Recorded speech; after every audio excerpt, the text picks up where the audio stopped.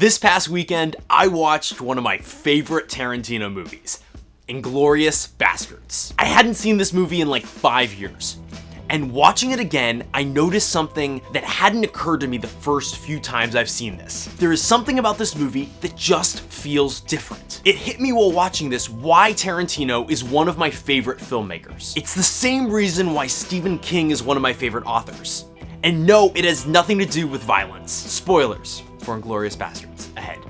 In movies today, we've come to know a formula. There's a path that the story is going to go down. Something will happen to a character, they will go on an adventure to try and solve the problem. The problem will continue to get worse, it will get to a point where it feels like all is lost, until finally they band together to defeat Thanos, or blow up the Death Star, or melt the Wicked Witch of the West. This is just the formula we've come to expect. We sort of know what's going to happen in these movies. That's a complaint frequently when you watch trailers for new movies that are coming out. You sort of get a sense from the premise of the trailer what the entire movie is going to be. There is a set path that these stories are going to go down. Obstacles are going to show up that conveniently block the characters from reaching their goal. They will have to work the whole movie to achieve what they're after, and then finally they'll barely get what they want at the very last second. Okay, so there's two main philosophies when it comes to storytelling. The first is that you make an outline for the work that you're going to create. You think about the major points of the story, you think about the overall flow and the narrative arc, you design each situation in the story to serve a specific purpose, to move the plot forward. Each scene has to block the characters in some way or give them the next clue. Once the story is fully outlined, it's the job of the writer to fill in the gaps. As the writer, you go through the scenes and flesh them out with characters and dialogue. You give them a voice, and you block the particular actions of each individual scene.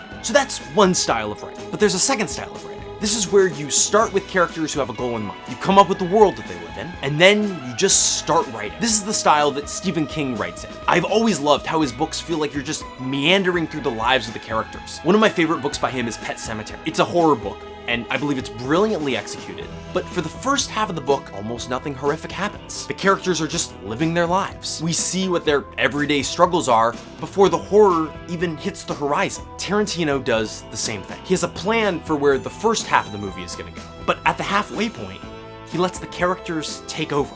What I've learned is that little mapping out of more or less what happens in the story really only applies till the middle of the story.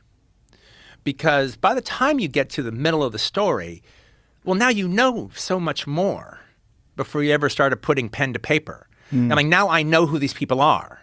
Now I am these people, these characters. I am them. They are me.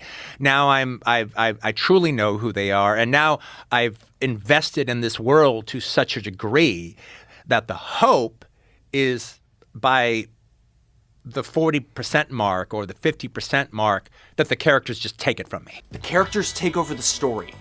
What does that even mean? When you're writing, part of your job is to think like the characters, to embody them, to try to become them as much as possible. If they're fully realized, complex characters are going to have wants and needs and desires. They're going to have particular worldviews, and the more time you spend writing them, the more full and complex they become. Tarantino is a master at characters. As a screenwriter myself, I've found that the start of the writing process is really difficult. If you have a new character, let's call him John, understanding what John would or would not do is really tricky. So I might start writing lines of dialogue for him and just see what sticks, what feels right. At this point, I don't know who he is, but some lines will feel more right than others. Slowly, as I place him in more situations and give him more lines of dialogue and give him more interactions, the character starts to form. The process is like starting with a very light pencil sketch that then gets inked and then slowly gets filled in with full color. As the character becomes more and more real, I get a sense of what they would do or what they would not do in any given situation. Now, when they find themselves in a situation, I can let their decisions guide the trajectory of the story. It feels strange to say that they feel like a real person, but that's exactly what it's like. Maybe I have a plan for where my story is going to go, where I want to take it. But I discover along the way that my character isn't smart enough, or scared enough, or paying attention enough to do the thing that I want him to do in the story. They're gonna follow their own path. The beautiful thing about both Tarantino and King's work is that they let the characters guide the story. They follow the path that the characters want to go down. As a writer, this is really scary. You are essentially letting go of the reins and giving the characters the driver's seat. You don't know where the story's gonna end up. Listen to this interview where Tarantino talks about his decision to kill Hitler in Inglourious Basterds. In the case of Inglourious Basterds, I mean, basically, I just wrote myself into a corner, and then I had to figure out how to get out. Yeah, they're supposed to kill Hitler, and then I'm writing it, and actually, everything's going pretty good. I'm like, Jesus, this could actually work, all right? I thought they'd get caught before now. And so I didn't know what to do, and it was like 4 o'clock in the morning or something like that, and then I just thought, what if I just fucking kill him? You can hear from the way he's talking about this story that he doesn't have full control over it. He's kind of just the person writing it down. For the story to work, he needs to kill Hitler. When you let the characters drive the story, you don't get the same clean ending that you might from a very traditional Hollywood movie. For instance, at the end of Inglourious Basterds, out of all of the characters we followed for the entire movie, only 3 remain alive. Aldo, Landa, and Yutovich. Everyone else is dead. It wasn't until rewatching this film over the weekend that I realized how brutal it really is. Almost no one survives, and the villain makes it out alive. But every scene in this movie has you on the edge of your seat. I am so used to scenes where characters' dialogue is just there to move the story along, not really for anything else. So given a story where I get to sit back and relax and inhabit the world the characters are living in is kind of strange, it's kind of off-putting, but it's also beautiful. When the scenes aren't there just to serve some ambiguous plot, no one is safe. I forgot how well done this bar scene is halfway through the film. In it, Michael Fassbender plays a British officer pretending to be German,